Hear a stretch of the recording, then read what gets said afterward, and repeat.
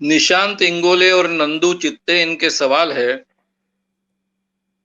कि ये इस ढंग की जो मोदी जी की नीतियां है ये क्यों लोगों के खिलाफ जाने वाली नीतियां होती है। इनको लोगों की चिंता नहीं है क्या? इस ढंग का सवाल आपने पूछा है। आपने बिल्कुल सही सवाल पूछा है। नेहरू जी ने भी अपने अर्थशास्त्रीय यंत्रणा खड़ी करने समय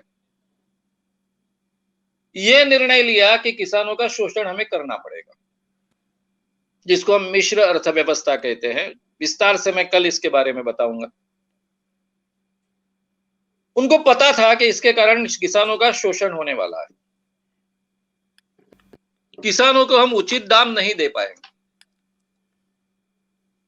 किसानों को कम दाम देकर हमने अपना कैपिटल खड़ा करना है और बड़े पैमाने पर औद्योगिक विकास करना है।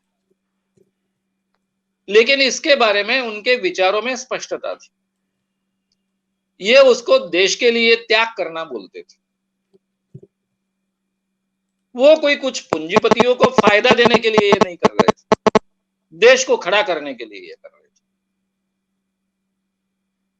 ये जो दबाव था, ये जो भाव था, वो आगे के सरकारों पर भी चलता रहा।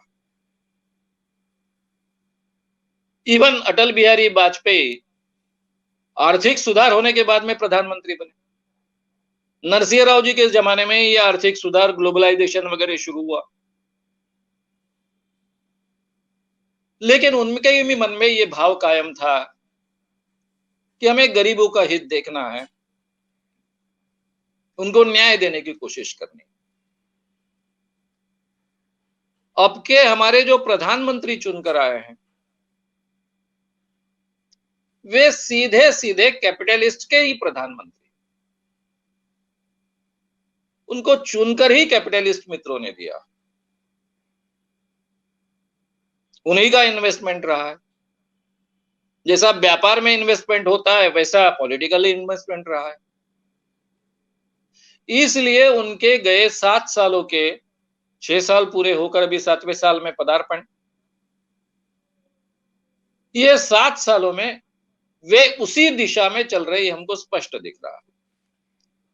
साथ में उनके कुछ पुराने एजेंडा होते हैं, जैसे राम जन्मभूमि है, फिर 370 है, लेकिन आर्थिक दिशा उसी दिशा में चल रही। सब निर्णय उसी दिशा में चल रहे। थोड़ी स्पीड कम थी 2014 से 19 तक। 19 के बाद में उनको लगा कि अब तो कोई रुकने की बात ही नहीं, और उन्होंने एकदम से स्पीड पकड़ ली। अब ये नहीं, इतने बड़े लेबर कानून को पूरी तरह से रद्द करना, जो सबसे बड़ा प्रोटेक्शन था लेबर्स को, ये क्या कहता है कि वो किसके प्रधानमंत्री है? मैं इंडिया के कहता हूं, लेकिन हालांकि वो इंडिया के भी प्रधानमंत्री नहीं, चुन के इंडिया से, भारत से आए हैं, लेकिन वो प्रधानमंत्री केवल अपने 4 मित्रों के हैं, इस ढंग से बर्ताव करते, इस ढंग से निर्णय लेते, ये स्पष्ट रूप से दिखता है। अब इसके परिणाम क्या होने वाले हैं, यही उनको समझता नहीं है। ऐसा हम माने, या फिर वो डिलिबरेटली अपने दोस्तों को फायदा देने के लिए ये सब कर रहे हैं, ऐसा माने, ये तय करना थोड़ा कठिन। क्योंकि डीमोनेटाइजेशन का निर्णय उन्होंने जिस ढंग से लिया, वो तो स्पष्ट कहता है कि उनको अर्थशास्त्र की बिल्कुल समझ नहीं। यानी बीए इकोनॉमिक्स जिसने किया है, उसको जितनी समझ होती है उतनी भी उनकी समझ नहीं, प्रधानमंत्री होकर, जबकि सलाहकार उनके इर्द गिर्द सभी होते, इसके बावजूद। या फिर वो किसी की सलाह नहीं लेते, उनको जैसा सपना पड़ेगा उस ढंग के निर्णय लेते हैं। इवन इतना अच्छा मौका था लॉकडाउन का, चाइना में पहले हो चुका था, उनके अनुभव हमारे सामने थे, काफी देशों में लग रहा था, तो लॉकडाउन लगाने के पहले हमने क्या केयर लेनी चाहिए, ये अगर 5-6 दिन 7 दिन का अवसर लेते तो इतने बुरे परिणाम सभी को नहीं भुगतने पड़ते। गलत निर्णय लेने की, धड़ाम से निर्णय लेने की उनकी परंपरा रही। शायद वो अपने आप को भगवान समझते हैं, शायद वो अपने आप को क्या समझते हैं पता नहीं। सेम थिंग यहां पर हुई। इतना बड़ा निर्णय ले रहे हैं, लगातार 3 कानून ला रहे हैं, इसका परिणाम किसानों पर क्या होगा, उनको क्या लगता है, ना किसी को विश्वास में लिया। वो कम से कम बाकी विरोधी पार्टियों से चर्चा करते तो भी ये बातें उनके समझ में आती। नहीं ज्यादा कुछ तो अकाली दल उनका ही पार्टनर था, उनके लोगों से विस्तार से चर्चा करते तो भी किसानों का इसके बारे में क्या मत है उनके समझ में आ जाता। और निर्णय लेते वक्त थोड़ा सोच समझ कर निर्णय लेते, धड़ाम से निर्णय ले लिया। 370 के निर्णय के बाद में उनके दिमाग में यह आया, कश्मीर के निर्णय के बाद में उनके दिमाग में यह आया कि इस देश में कुछ भी किया तो भी कुछ होता नहीं, या तो इस देश के सब लोग डरपोक है, कुछ करने की उनमें हिम्मत नहीं है,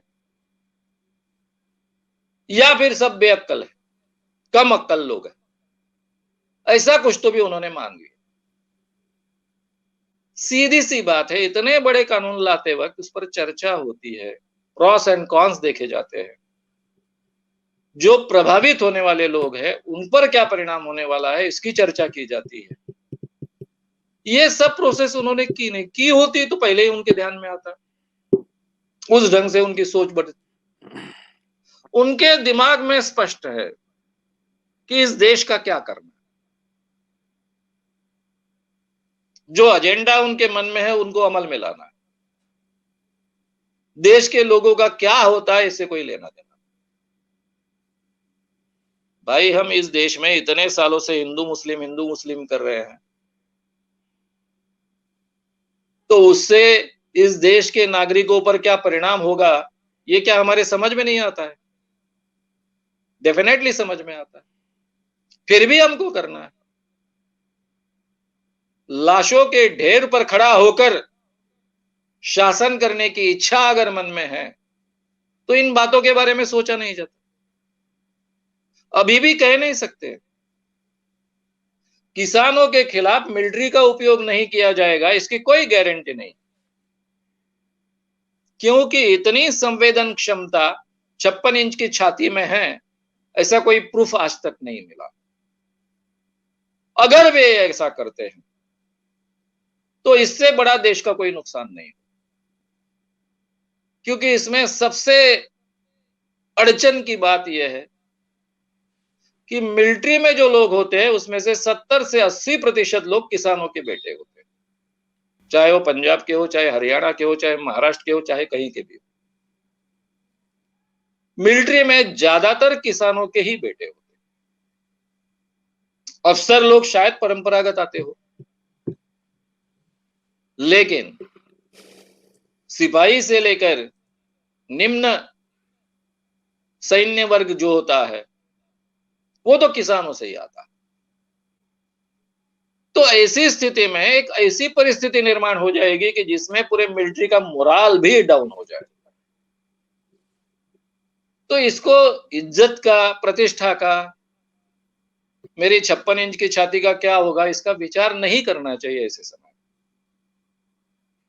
जैसे अमित शाह ने कम से कम जिन लोगों को बोलने के लिए बुलाया था उनके सामने पहले कबूल किया कि ठीक है हमारी गलती होगी, आपसे चर्चा पहले करनी चाहिए थी, लेकिन आप बोलिए, आपके सभी सुझाव हम अमल में लाते हैं। तो वैसे ठीक है, मैंने जल्दीबाजी में ये 3 कानून लाने का प्रयास किया है, किसानों को मान्य नहीं है तो मैं इसको पीछे लेता हूं। किसानों को ही बोलूंगा कि ठीक है तुम्हारे संगठन को लगता है वे लोग आप बोलिए, 10 लोग तैयार कीजिए, जो लोग सुझाव देंगे इस पूरी प्रक्रिया में शरीक होंगे और फिर उस ढंग के हम कानून बनाएंगे। ये सही में लोकतांत्रिक प्रक्रिया हो सकती है। अगर सही में उनको किसानों का हित करना है, किसानों का भला करना है, किसानों की मिल्कियत बढ़ा अमल में लाएंगे। लेकिन मोदी जी की ये कार्यशैली नहीं, उनकी कार्यशैली अलग है। शायद ये बहुत ही विरला अनुभव है। इतना बड़ा किसान आंदोलन देश में पहली बार हो रहा है इस ढंग का, उसमें पहली बार इस ढंग के सब लोग जुट रहे हैं और ये आंदोलन जाति के बाहर है, धर्म के बाहर है, केवल किसान आंदोलन है। उसमें पॉलिटिकल कोई इन्वॉल्वमेंट नहीं है। पॉलिटिकल लोगों को वो अपना स्टेज भी शेयर करने नहीं देते, जबकि पॉलिटिकल पार्टीज ने, अपोजिशन ने उनको पूरा समर्थन दिया है इसके बावजूद। तो ऐसा ये आंदोलन पहली बार हो रहा है, तो शायद मोदी जी इससे कुछ सीखे तो देश का होने वाला नुकसान बहुत बचेगा। लेकिन वो सीख पाएंगे, नहीं सीख पाएंगे, ये उन पर निर्भर है। लेकिन आज तक जो उनके गए 7 सालों में कदम जिस ढंग से उन्होंने उठाए हैं, उस पर से उनको इस देश की जनता की चिंता है, उनके प्रति उनकी कोई संवेदन क्षमता है, या फिर वो एक संवेदनक्षम व्यक्ति है, इसका तो कोई अभी तक कोई भी प्रमाण नहीं मिला है। कभी-कभी मुझे ऐसा लगता है कि उनके दिल में केवल धड़कने वाला दिल है कि जिसको हम दिल कहते हैं अपनी भाषा में, वो भी दिल है। इसके बारे में ही डाउट आता है। धड़कने वाला दिल तो मशीन होता है केवल। महसूस करने वाला दिल है कि नहीं, इसके बारे में डाउट आए, ऐसी परिस्थिति है। तो देखेंगे इस अनुभव से वो भी शायद सीख सकते हैं, बदल सकते हैं अपने आप को, तो उसमें देश का नुकसान कम से कम होगा। नहीं तो उनके तरीके से अगर उन्होंने मिलिट्री का उपयोग किसानों के खिलाफ किया, तो इस देश में बहुत ही भयानक अराजक की अवस्था निर्माण हो जाएगी और सबसे बड़ी बात यानी मिलिट्री का मोरल डाउन हो जाएगा।